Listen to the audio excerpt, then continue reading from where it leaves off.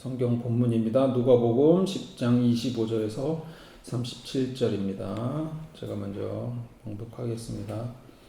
어떤 율법 교사가 일어나서 예수를 시험하여 말하였다. 선생님, 내가 무엇을 해야 영생을 얻겠습니까?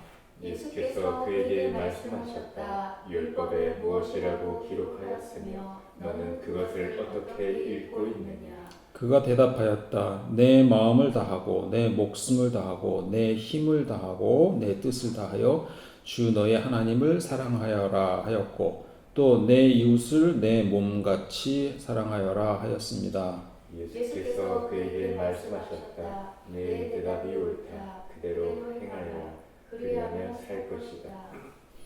그런데 율법교사는 자기를 옳게 보이고 싶어서 예수께 말하였다. 그러면 내 이웃이 누구입니까? 예수께서 대답하셨다. 어떤 사람이 예루살렘에서 여리고로 내려가다가 강도를 만났다. 강도들이 그 옷을 벗기고 때려서 거의 죽게 된 채로 내버려 두고 갔다. 마침 어떤 제사장이 그 길로 내려가다가 그 사람을 보고 피하여 지나갔다. 이와 같이 레위 사람도 그곳에 이르러 그 사람을 보고 피하여 지나갔다. 그러나 어떤 사마리아 사람은 길을 가다가 그 사람이 있는 곳에 이르러 그를 보고 치근한 마음이 들어서 가까이 가서 그 상처에 올리브 기름과 포도주를 붓고 싸는 다음에 자기 짐승에 태워서 여관으로 데리고 가서 돌보아 주었다. 다음 날 그는 2데나리온을 꺼내어서 여관 주인에게 주고 말하기를 이 사람을 돌보아 주십시오. 비용이 더 들면 내가 돌아오는 길에 갚겠습니다 하였다. 너는 이 세 사람 가운데서 누가 강도 만난 사람에게 이웃이 되어 주었다고 생각하느냐? 그가 대답하였다. 자비를 베푼 사람입니다. 예수께서 그에게 말씀하셨다. 가서 너도 이와 같이 하여라. 아멘. 자, 오늘 설교 제목은 이웃 사랑과 연민이라는 제목으로 하겠습니다. 자, 오늘의 질문을 먼저 드려보겠습니다. 다음 단어들을 구별할 수 있으신가요? 동정, 공감, 그리고 연민입니다. 공감은 같이 느낀다는 의미죠. 영어로는 sympathy라고 하고요. 그 다음에 공감은 empathy라고 얘기를 합니다. 근데 연민이라는 단어는 연은 불쌍하다는 뜻이고요. 한자로 민은 근심하다 또는 슬퍼하다, 불쌍히 여기다 두 개를 한자를 다르게 쓸 수 있는데 같은 뜻으로 쓰이고 있습니다. 영어로는 compassion이라고 합니다. 자, 오늘은 이 세 단어를 가지고 성경 이야기를 풀어보겠습니다. 우선 개념을 좀 이해해 보도록 하겠습니다. 개념을 이해하기 위해서는 어떤 개념이 다른 용어와 어떻게 차이가 나는지를 보는 것이 가장 효율적일 것 같습니다. 우선 상황 하나를 드리겠습니다. 친구가 오랫동안 준비한 시험에 떨어졌습니다. 자, 각 심리 상태에서 어떤 말을 할 수 있는지 보겠습니다. 자, 동정입니다. 유감이네, 안 됐어. 자, 공감하는 마음으로 할 수 있는 말입니다. 나도 네 마음이 얼마나 아픈지 알아. 자, 연민의 느낌은 이런 겁니다. 많이 힘들겠네. 내가 도와줄 거 있을까? 자, 이렇게 좀 구별이 가능할 것 같습니다. 무슨 차이가 있을까요? 동정은 친구 상황이 안타깝고 이해는 하지만 감정적인 거리가 있습니다. 말로는 위로하지만 정서적으로 깊게 들어가지는 않습니다. 공감은 그 친구의 실패의 감정, 좌절, 무력감 등을 함께 느낍니다. 때론 친구보다 더 슬퍼할 수도 있습니다. 연민은 친구의 감정을 공유하면서, 공감하면서 그를 위로하거나 도와주려는 행동까지 하는 것을 말합니다. 따뜻한 말, 실질적인 도움, 옆에 있어 주는 행동 등으로 이어질 수 있습니다. 물론 감정이라는 것이 이것이다 저것이다 분명하게 선을 그을 수는 없습니다만 그래도 중심이 되는 생각을 기준으로 판단을 해보시면 좋을 것 같습니다. 자, 다른 상황을 한 번 더 보도록 하겠습니다. 직장에서 동료가 상사에게 혼이 났습니다. 자, 이 세 개의 심리 상태에서의 반응은 어떨까요? 먼저 동정입니다. 혼이 나서 안 됐네. 저러다 우울해지는 거 아니야? 자, 안타깝지만 좀 거리감이 있는 그런 표현입니다. 공감은 나도 저런 식으로 혼나본 적이 있는데 그 기분 알겠어. 엄청 기분이 안 좋아. 뭐 이런 겁니다. 정서적으로 함께 느끼는 그런 상태입니다.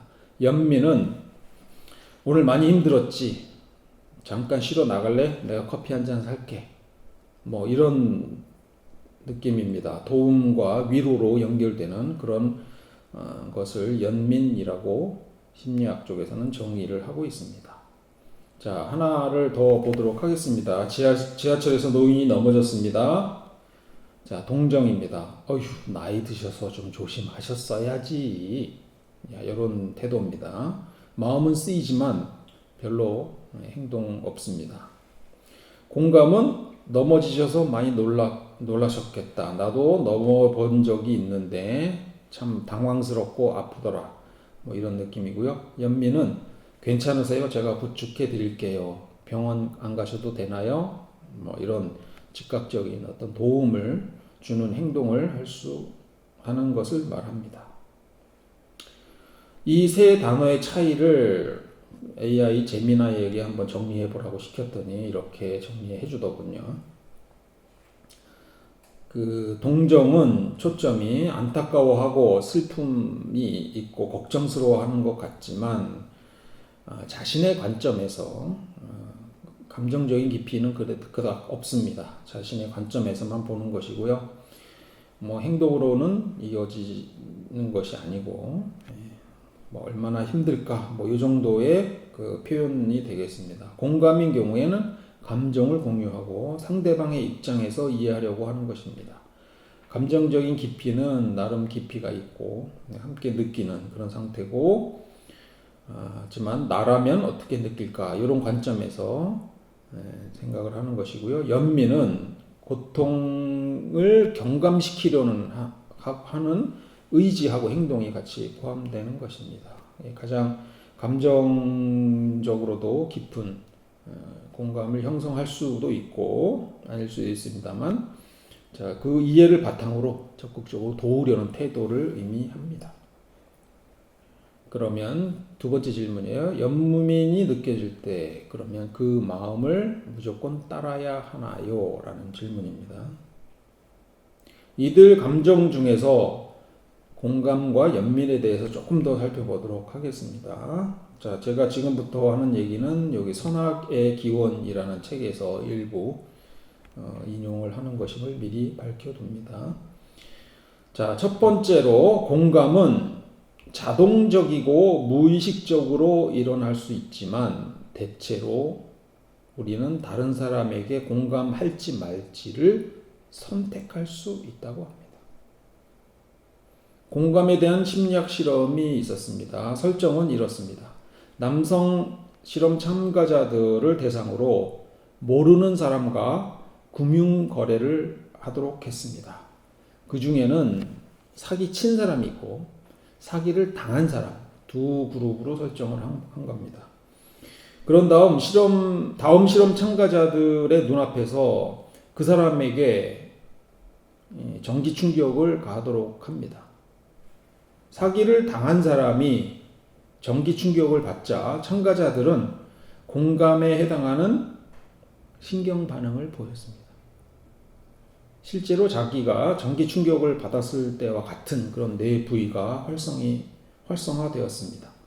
반면 사기를 친 사람이 전기 충격을 받았을 때는 공감이 일어나지 않았다고 합니다. 그 대신 보상 쾌락과 관련된 뇌 부위가 작동을 했다고 합니다. 고소하다는 거죠. 두 번째, 공감 없는 연민이 가능하다는 겁니다. 예를 들어 호숫가를 산책을 하고 있는데 한 꼬마가 물에 빠져서 허우적대고 있습니다. 이 아이는 익사 직전입니다. 주위를 둘러봐도 부모는 보이지 않고 도와줄 사람이 없습니다. 보통의 경우 신발과 옷을 버리더라도 물속으로 뛰어들어 아이를 구해낼 것입니다. 물론 이 상황을 공감이 연민으로 이어져서 행동이 일어난다고 해석할 수도 있습니다. 가령 여러분이 물에 빠진 아이가 공포에 질려 숨을 헐떡이는 모습을 보게 된다면 아이가 느끼는 그런 고통을 똑같이 느끼고 그래서 자기가 물에 빠지는 것 같은 느낌이 들고 그래서 아이를 구하게 된다는 식입니다. 그런데 보통은 이렇게 되지 않는다는 겁니다. 10중 8구는 익사의 공포를 경험하지 않은 상태에서 물속으로 뛰어들어서 아이를 구하려고 한다는 것입니다. 자, 어떤 심리학자가 지적하듯이 개 짖는 소리에 놀란 아이가 무서워서 울 때 나는 어떤 교감 반응을 보일까? 나는 아이와 함께 무서워하며 울지 않습니다. 그 대신 아이를 안심시키고 보호합니다. 라고 말했습니다. 그러니까 공감 없이도 연민이 가능하다 이런 내용이 되겠고요. 세 번째로는 반대로 연민 없는 공감도 역시 가능합니다. 다른 사람의 고통이 똑같이 느껴져서 그렇게 느끼는 것을 멈추고 싶은 경우 그 사람의 고통을 덜어주는 대신 그에게 멀리 떨어지는 방법을 해결책으로 택할 수도 있습니다. 실제 사례로 나치 독일에서 죽음의 수용소 근처에 살았던 한 여성은 증언에서 수감자들은 총살당한 뒤 몇 시간이 지나야 사망했다고 합니다. 이런 상황에 대해 화가 난 그녀는 다음과 같은 내용의 항의 서한을 보내게 됩니다. 사람들이 자신의 의지와는 무관하게 이처럼 잔인무도한 참상을 목격하는 일이 비일비재합니다. 어찌됐든 저는 역겹습니다. 이런 광경을 보면 제 신경에 너무 부담되어 장기적으로 견디지 못할 것 같습니다. 그래서 요청합니다. 이런 비인간적인 행위를 중단하거나 아니면 사람들 눈에 띄지 않는 곳에서 하도록 조처해 주십시오. 이 여성은 사람들이 살해되는 모습을 보면서 상처를 받을 만큼 공감 능력이 있었습니다.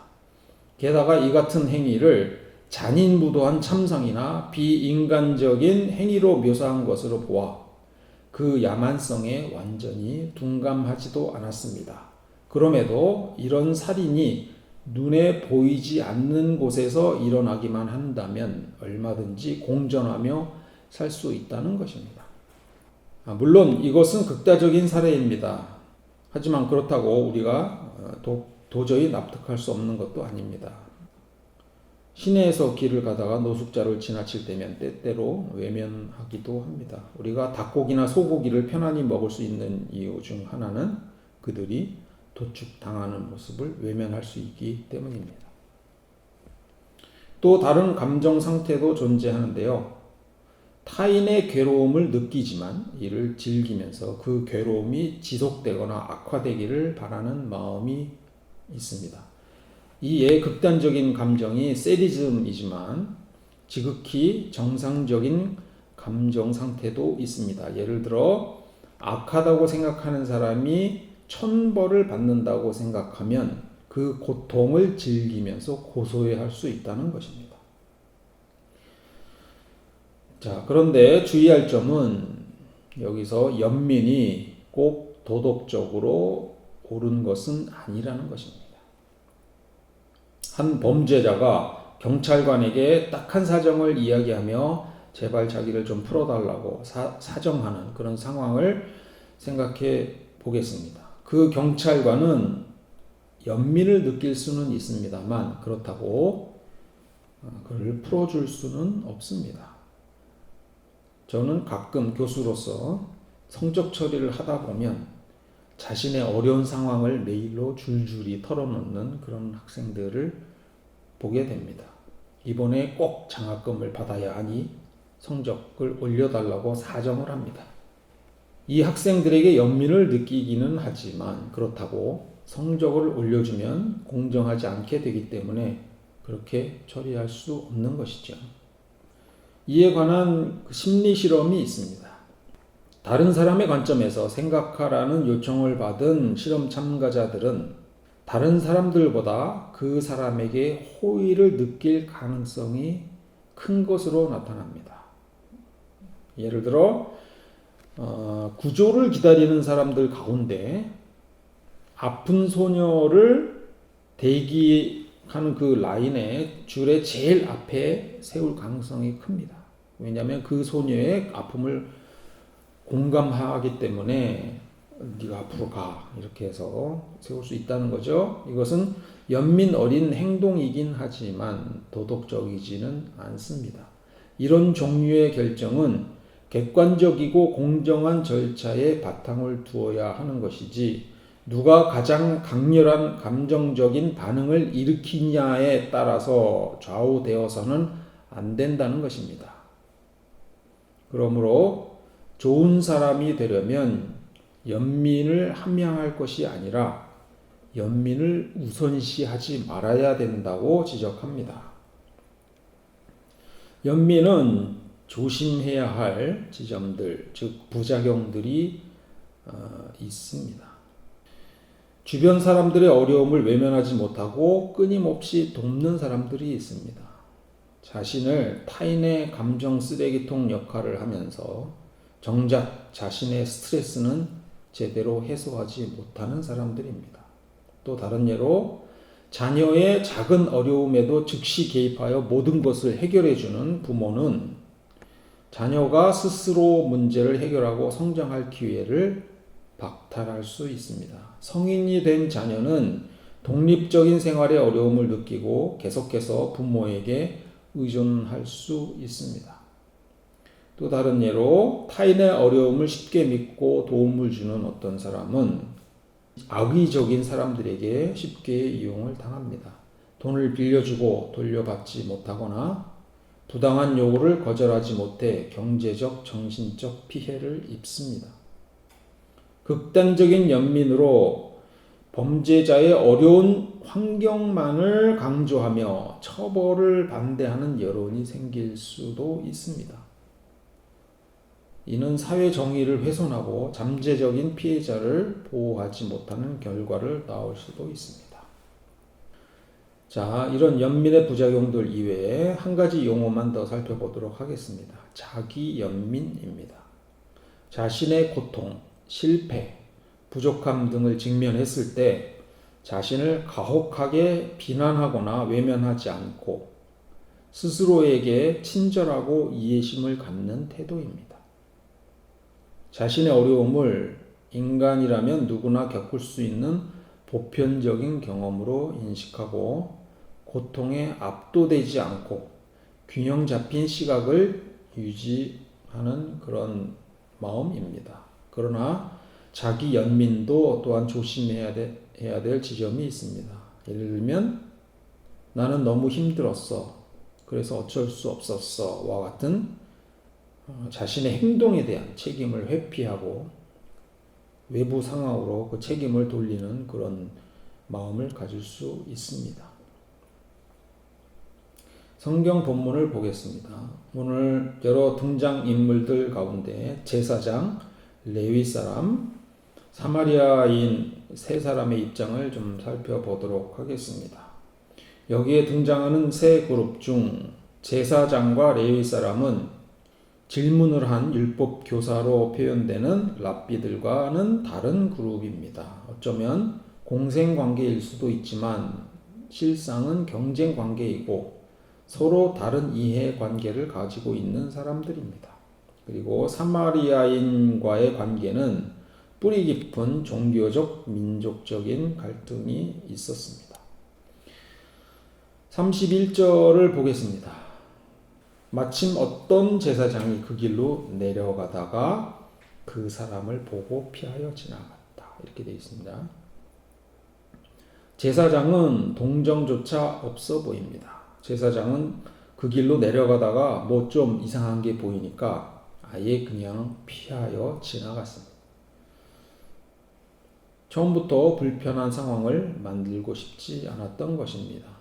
이 제사장은 앞서 언급한 여러 감정 중에서 연민은 없고 보지 않음으로 공감도 하지 않으려고 하는 것에 해당할 수 있습니다. 처음부터 그런 상황을 만들고 싶지 않았던 겁니다. 이에 반해 제사장의 보조 역할을 한 레위 사람은 조금 더 나아 보입니다. 32절입니다. 이와 같이 레위 사람도 그곳에 이르러 그 사람을 보고 피하여 지나갔다. 무슨 차이가 있는지 보이십니까? 누가복음 저자는 미묘하게 이 차이를 표현하고 있는데요. 그 사람을 보고 피해갔다는 같지만 제사장은 그 길로 내려가다가 피해갔고 레위 사람은 그곳에 이르러 피해갔습니다.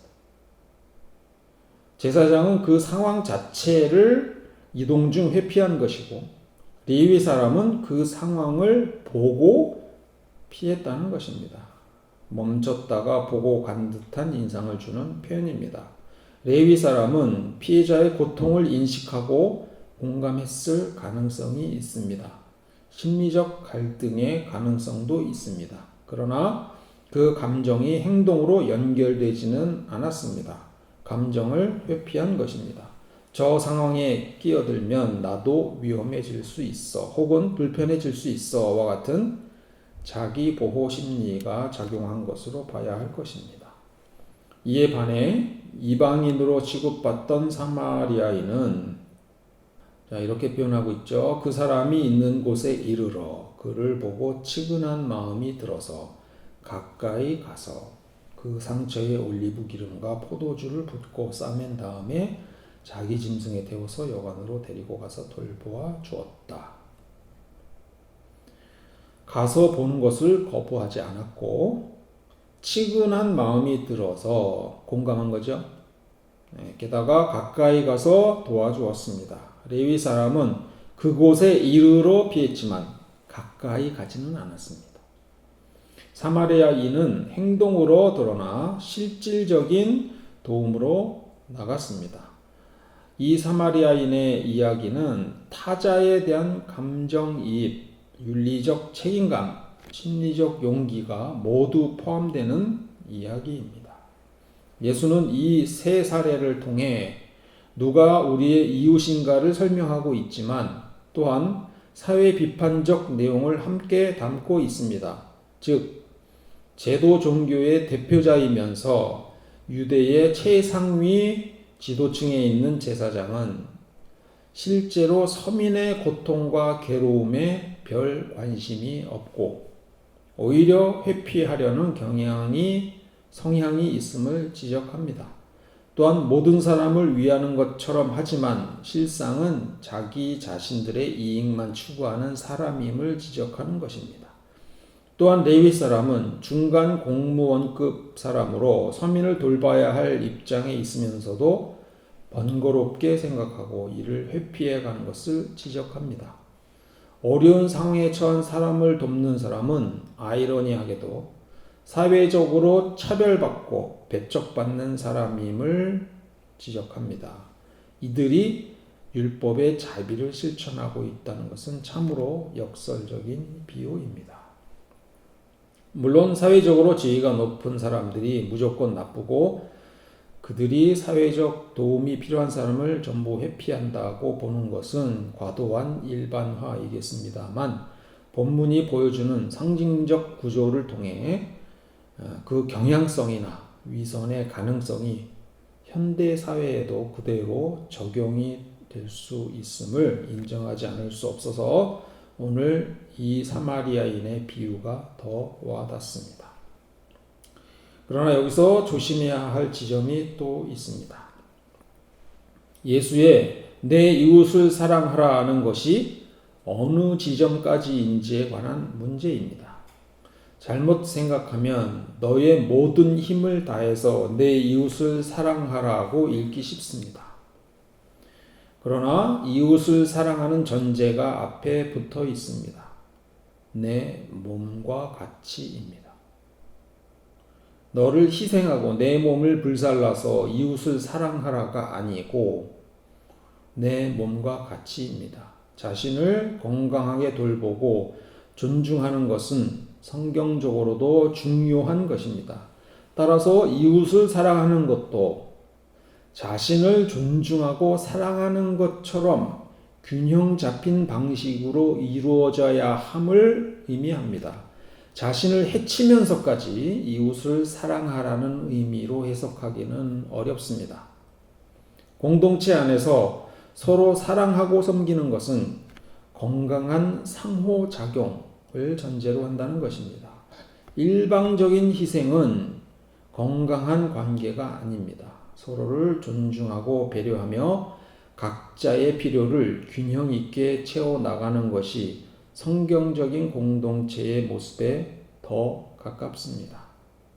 지혜롭게 자신을 보호하면서도 이웃을 사랑하는 균형 잡힌 태도가 필요하다는 말씀입니다. 따라서 공감과 연민은 자기 존중이라는 건강한 토대 위에서 발현되어야 합니다. 앞서 사마리아인은 피해자를 여관에 데리고 갔고 거기서 묵은 다음 날 그는 2데나리온을 꺼내서 여관 주인에게 주고 말하기를 이 사람을 돌보아 주십시오. 비용이 더 들면 내가 돌아오는 길에 갚겠습니다. 했습니다. 그는 자신이 가는 길에 그를 여관에 데리고 갔고 비용을 지불했습니다. 아마 그는 약간의 시간적, 금전적 여유가 있었을 수 있습니다. 그렇지만 그는 자기가 할 수 있는 범위 내에서 피해자를 도운 것입니다. 자신의 일을 보고 돌아오는 길에 추가 비용을 갚겠다고 한 것을 보면 알 수 있습니다. 자신을 사랑하는 마음 없이 타인에게 무조건적인 희생을 하는 것은 진정한 공감과 연민이라고 보기 어렵습니다. 자신에게 지속적인 피해를 주는 상황을 방치하면서 타인을 돕는 것은 결국 자신을 돌보지 못하고 함께 무너지는 결과를 초래할 수 있습니다. 예수님께서 보여주신 삶은 타인의 고통에 깊이 공감하고 연민의 마음으로 적극적으로 치유하고 회복시키는 모습이었습니다. 예를 들어 요한복음 11장에 죽은 나사로를 살리신 것 같은 일입니다. 동시에 예수님은 불필요한 위험을 피하시고 자신을 보호하시는 지혜로운 모습도 보여주셨습니다. 요한복음 8장 59절에 그래서 그들은 돌을 들어 예수를 치려고 하였다. 그러자 예수께서는 몸을 피해서 성전 바깥으로 나가셨다고 되어 있지만 도망친 겁니다. 이는 진정한 공감과 연민이 지혜로운 분별력을 동반해야 함을 시사하는 것입니다. 정리하면 이웃을 사랑하라는 가르침은 타인의 감정을 공감하고 그들의 고통에 연민을 느껴 돕고자 하되 자신의 존엄성과 안전을 지키는 균형 잡힌 태도가 있어야 한다는 것입니다. 자신을 해치면서까지 타인을 돕는 것은 지속 가능하지 않으며 진정한 공감과 연민의 정신에도 부합하지 않습니다. 건강한 자기 사랑을 바탕으로 지혜롭게 공감하고 연민을 실천하는 것이 성경적 사랑의 완성이라고 할 수 있습니다. 가까이 와 보지도 않고 저 멀리 피해 지나간 제사장이나 와서 보기는 했으나 피해 지나간 레위 사람과는 달리 사마리아인은 가까이 그를 보고 측은히 여겼고 다가가서 기름과 포도주로 상처를 치료하고 자기 짐승에 태워 여관으로 데려가 하룻밤을 돌보고 돈을 지불하고 돌아올 때 더 갚겠다고까지 말했습니다. 이것이 연민입니다. 그냥 마음을 쓰는 정도가 아니고 그 고통을 덜어주기 위해서 시간, 노력, 돈 다 감수하고 있다는 것입니다. 그렇다고 의무감을 가져서는 안 됩니다. 내 삶의 균형을 깨트리면서까지 남을 도울 수는 없습니다. 그래도 우리는 약간의 여유 있는 시간을 만들고 그 시간을 사용할 수는 있을 것입니다. 조심해야 할 것은 연민이라는 감정이 반드시 옳은 것이 아니라는 것입니다. 우리는 연민을 우선시 두기보다는 도덕적 관점에서 판단해야 하고 그것이 나르시시스트들의 도구로 이용되거나 가스라이팅의 도구로 이용되어서는 안 된다는 것입니다. 나르시시스트는 일반적으로 자기애가 과도하게 강하고 타인의 감정이나 경계를 무시하거나 이용하는 성향을 가진 사람들을 가리킵니다. 나르시시스트는 자신이 늘 피해자인 것처럼 행동하며 타인의 연민을 유도합니다. 내가 이렇게 힘든데 네가 나를 이해하지 못하면 넌 냉정한 사람이야.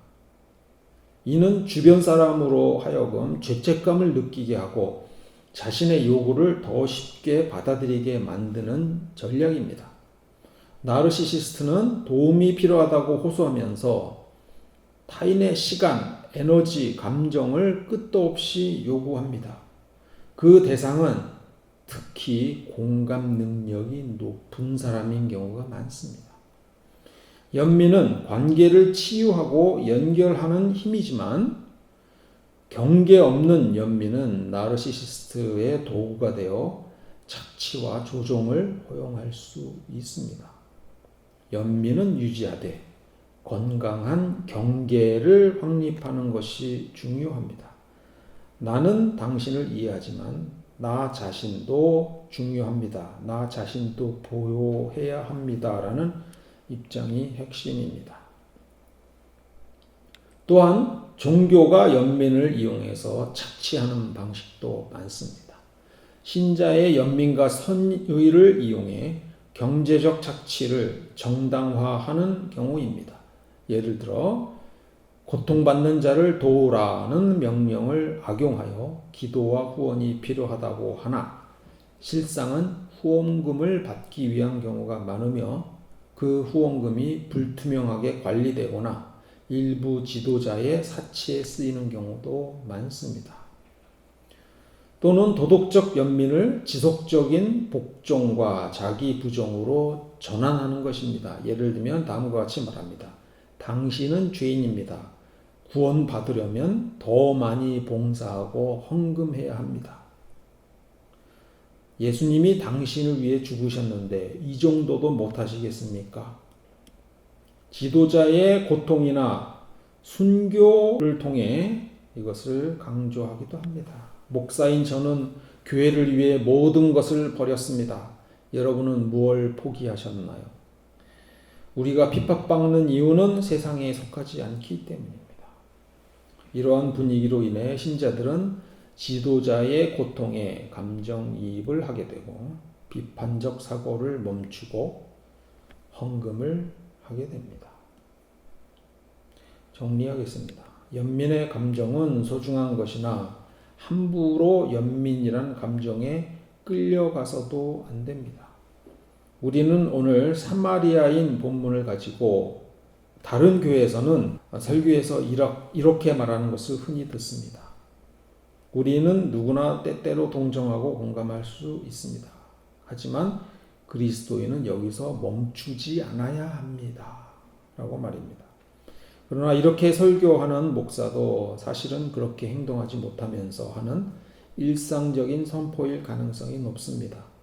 종교가 이렇게 함부로 말하고 사람들로 하여금 기준 없이 함부로 돕거나 복종하게 만드는 도구로 사용되어서는 안 됩니다. 남을 도우는 것이 중요한 만큼 자신의 존엄성과 안전을 지키는 것도 중요합니다. 오늘 본문에 등장하는 사마리아인은 자기가 할 수 있는 만큼만 주도적으로 도왔습니다. 요한복음 11장에서 예수님은 나사로를 살려달라고 하는 마르다와 마리아의 긴급한 요청을 받고 즉시 달려가지 않으셨습니다. 뭐라고 되어 있죠? 이렇게 씁니다. 그런데 예수께서는 나사로가 앓는다는 말을 들으시고도 계시던 그곳에 이틀이나 더 머무르셨다. 할 일을 다 하시고 속 터지게 천천히 가셨습니다. 그러나 가서는 나사로를 살리셨습니다. 연민은 주도적이어야 합니다. 누가 시켜서 한다거나 누가 하니까 나도 한다거나 주위의 압력에, 심리적 압박감에 못 이겨서 한다거나 해서는 안 되는 것입니다. 누군가가 여러분에게 심리적 압박감을 준다면 단호히 거부하십시오. 건전한 감정이 아닙니다. 공감과 연민은 소중한 감정입니다. 그리고 아주 조심스럽게 다루어야 할 감정입니다. 서로를 위하는 범위 내에서만 잘 생각하셔서 다루시기를 바랍니다. 함께 기도하겠습니다. 사랑과 은혜가 풍성하신 하나님 아버지, 오늘 저희에게 귀한 말씀을 통해 내 이웃을 내 몸과 같이 사랑하라는 예수님의 가르침의 의미를 되돌아봤습니다. 저희는 때때로 이 말씀을 오해하여 자신을 돌보지 않고 모든 힘을 다해 이웃을 사랑해야 한다고 생각하기 쉽습니다. 그러나 오늘 말씀을 통해 이웃을 사랑하는 것은 먼저 우리 자신을 존중하고 건강하게 돌보는 것을 전제로 해야 한다는 진리를 깨닫습니다. 저희가 자신을 귀하게 여기는 것처럼 타인의 존엄성을 존중하며 사랑으로 섬기는 공동체가 되게 하여 주시옵소서. 일방적인 희생이 아닌 건강한 상호작용 속에서 서로의 필요를 채우고 짐을 나누어지는 성숙한 공동체를 이루게 하시고, 또 저희에게 지혜를 주시고 자신을 보호하면서도 이웃을 사랑하는 균형 잡힌 태도를 갖게 하옵소서. 공감과 연민이 자기 존중이라는 건강한 토대 위에 아름답게 발현되도록 인도하여 주옵소서. 주님, 저희는 연약하여 때로는 연민이라는 감정에 쉽게 이끌리기도 합니다. 그러나 이 감정이 항상 옳은 것은 아님을 기억하고 도덕적인 분별력을 가지고 판단하며 행동하게 하여 주옵소서. 악한 자들이 연민을 이용하여 저희를 조종하거나 착취하려는 시도를 지혜롭게 알아차리고 단호히 대처할 수 있는 능력을 허락하여 주시옵소서. 주님, 저희에게 공감과 연민의 소중한 마음을 주셨음을 감사드립니다. 이 귀한 감정을 함부로 여기거나 맹목적으로 따르지 않게 하시고 성령님의 인도를 따라 지혜롭고 신중하게 사용하여 서로를 진정으로 위하고 세워나가는 저희 교회가 되도록 인도하여 주시옵소서. 이 모든 말씀을 예수님 이름으로 기도드립니다.